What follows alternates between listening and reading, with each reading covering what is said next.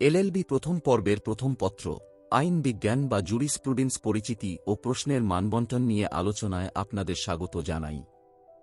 আজ আমরা জাতীয় বিশ্ববিদ্যালয়ের বিভিন্ন বছরের প্রশ্নের আলোকে প্রশ্নের ধরন বিশ্লেষণ করে প্রস্তুতি কৌশল নিয়ে আলোচনা করব। এই পত্রের মূল লক্ষ্য হল আইনকে কেবল মুখস্থ না করে এর দার্শনিক ভিত্তি, উৎস এবং প্রায়োগিক বৈচিত্র্য বুঝতে সাহায্য করা। মৌলিক আইন বা সাবস্টান্টিভ ল ও পদ্ধতিগত আইনের বা প্রসিডিউরাল লয়ের পার্থক্য, প্রথা বা নজিরের আইনি মর্যাদা এবং আইনের সাথে অন্যান্য সামাজিক বিজ্ঞানের সম্পর্ক বিশ্লেষণ করা এই পত্রের অবিচ্ছেদ্য অংশ।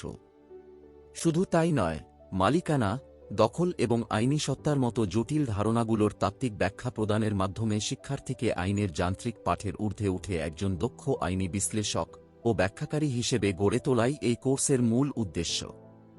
সংক্ষেপে, এটি আইনের ব্যাকরণ যা আইনি জগতের ভিত্তি স্থাপন করে। জাতীয় বিশ্ববিদ্যালয়ের বিগত কয়েক বছরের প্রশ্নের ধরন বিশ্লেষণ করে দেখা যায় যে, সাধারণত মোট ৮টি প্রশ্ন থাকে যা হতে ৫টি প্রশ্নের উত্তর দিতে হবে। প্রতিটিতে ২০ নম্বর করে মোট নম্বর ১০০, মোট সময় ৪ ঘণ্টা। সতর্কবার্তা: ২০ নম্বর মানেই একটি বিশাল রচনা নয়, এটি সাধারণত কয়েকটি ছোট প্রশ্নের সমষ্টি। জাতীয় বিশ্ববিদ্যালয়ের বিগত কয়েক বছরের প্রশ্নের ধরন বিশ্লেষণ করে প্রধানত ৪ ধরনের প্রশ্ন পাওয়া যায়।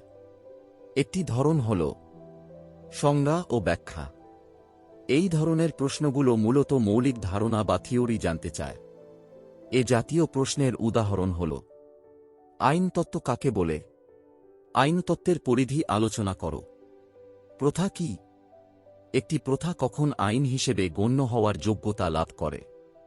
শিক্ষার্থীদের করণীয়: এখানে মূল শব্দগুলোর সঠিক সংজ্ঞা এবং আইনি বৈশিষ্ট্যগুলো পয়েন্ট আকারে লিখতে হবে। পরের ধরনটি হল পার্থক্য নির্ণয়। এটি নম্বর তোলার সবচেয়ে কার্যকর অংশ। এখানে সাধারণত ৪টি পার্থক্য দেওয়া থাকে, যার প্রতিটিতে ৫ নম্বর করে থাকে। উদাহরণ: মার্শাল ল বনাম military law, public international law বনাম প্রাইভেট ইন্টারন্যাশনাল ল, সাবস্টান্টিভ ল বনাম প্রসিডিউরাল ল। শিক্ষার্থীদের করণীয়: পার্থক্যের ক্ষেত্রে অবশ্যই ছক ব্যবহার করতে হবে এবং কমপক্ষে ৫ থেকে ৬টি যৌক্তিক পার্থক্য দেখাতে হবে। আরেকটি ধরন হতে পারে উক্তির বিশ্লেষণ। প্রখ্যাত আইনবিদদের দর্শন বোঝার জন্য এই ধরনের প্রশ্ন দেওয়া হয়। উদাহরণ: Jurisprudence is as big as law and bigger. Carl লিউলিনের এই উক্তিটি ব্যাখ্যা করো। The inn that shelters the traveler is not the journey's end. কার্ডোজোর এই উক্তিটির মাধ্যমে আইনের পরিবর্তনশীলতা ব্যাখ্যা করো। শিক্ষার্থীদের করণীয়: শুরুতে উক্তিটি কোন প্রেক্ষাপটে বলা হয়েছে তা উল্লেখ করে এর অন্তর্নিহিত দর্শনটি সহজভাবে বিশ্লেষণ করতে হবে। আরেকটি ধরন হতে পারে সংক্ষিপ্ত টিকা। সাধারণত প্রশ্নপত্রের ৮ নম্বর বা শেষ প্রশ্নে এই টিকাগুলো থাকে। এখান থেকে ৪ থেকে ৫টি বিষয়ের ওপর ছোট করে লিখতে হয়। উদাহরণ: প্রশাসনিক আইন, আইনি সত্তা, মালিকানা ও দখল, আইন ও নৈতিকতা ইত্যাদি।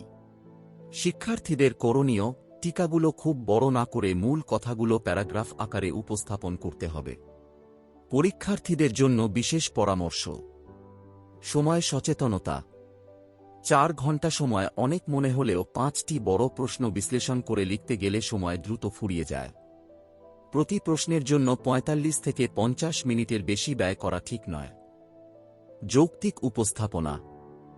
জুরিসপ্রুডেন্স বা আইনতত্ত্ব মানেই শুধু ইতিহাস নয়, এটি যুক্তির বিজ্ঞান। তাই উত্তরের সপক্ষে আইনি যুক্তি ও উদাহরণ দিন।